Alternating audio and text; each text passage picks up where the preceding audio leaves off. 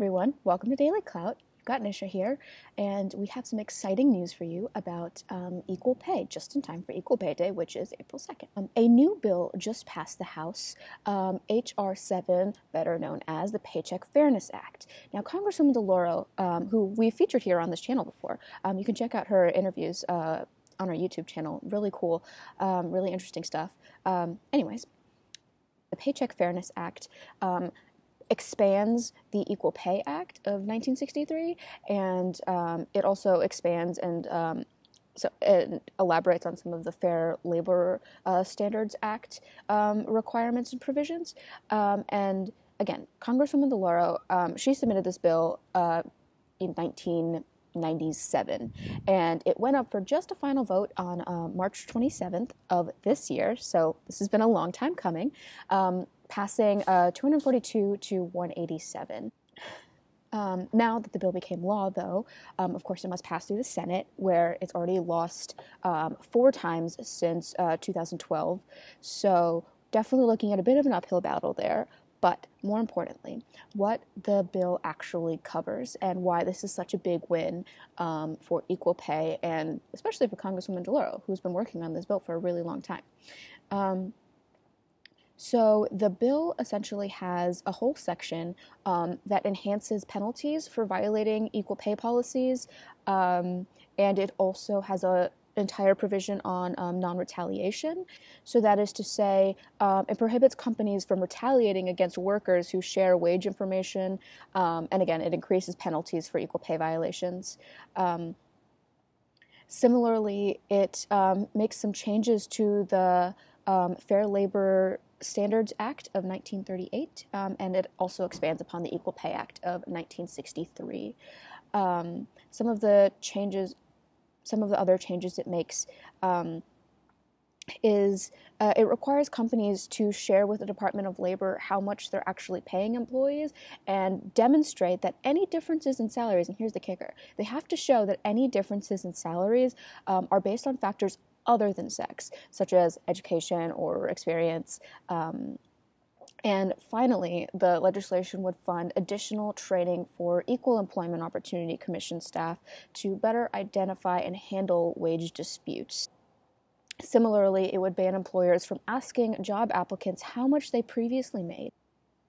Another cool feature of this bill is there's an entire provision on providing incentives for companies to uphold equal pay policies through this National Award for Pay Equity in the Workplace, which takes place on an annual basis, and it encourages employers' proactive efforts to comply with Section 60 of the Fair Labor Standards Act, again, of 1938, as amended by this act. So it essentially incentivizes businesses to uphold equal pay, even though that's what they're already supposed to do. It just offers further incentive for them to do it, specifically because some of the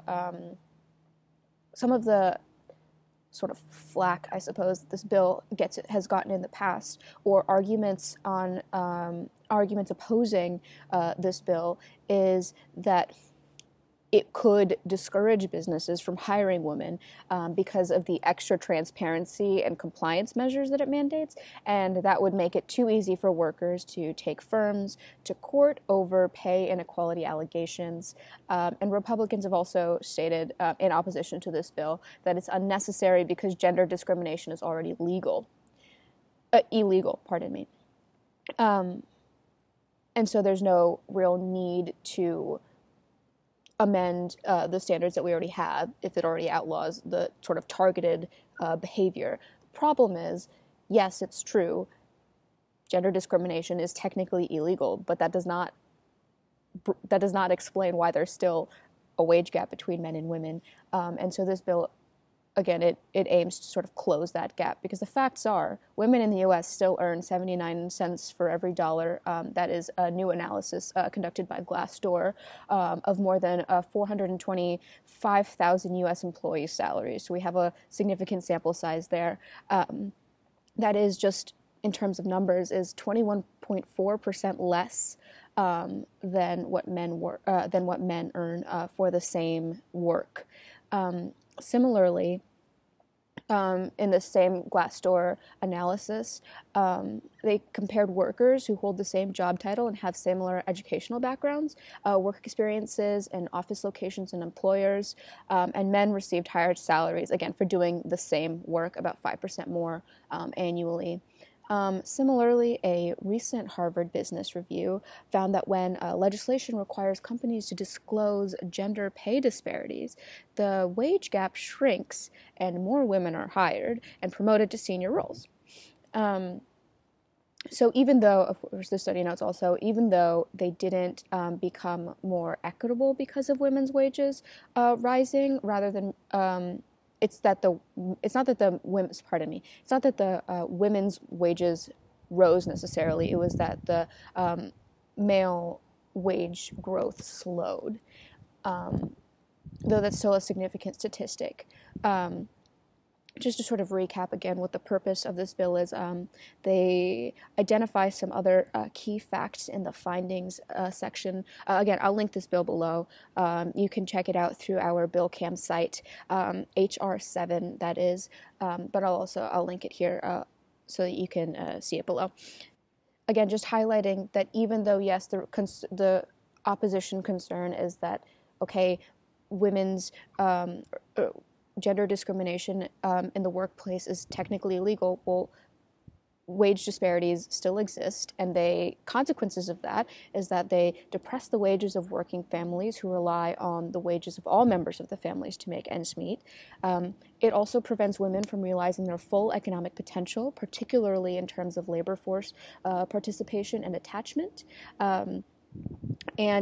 Another interesting argument is that it burdens commerce and the free flow of goods in commerce, and it constitutes an unfair method of competition in commerce if women are being paid less than men.